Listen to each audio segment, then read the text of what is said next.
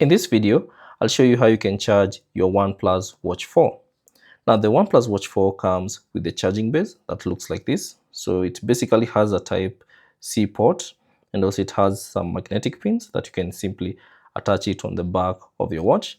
And also it comes with its charging cable, which is a Type-A to a Type-C end. So what you have to do is simply connect this Type-C end to this Type-C port on the charging base, and then simply attach the charging base at the back of your watch to charge it.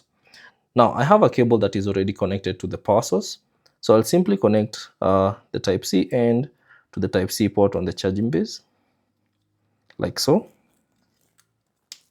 And then once it's connected, all you have to do is align these pins to this section on the back of the OnePlus Watch 4. Now all you have to do is align it, and then it should stick in place. And then from there, you should see the charging logo appear on your OnePlus Watch 4, indicating that it's charging. So that's basically it on how you can charge your OnePlus Watch 4. Thanks for watching. If you have any questions, leave them down in the comment section below, and I'll see you on the next one.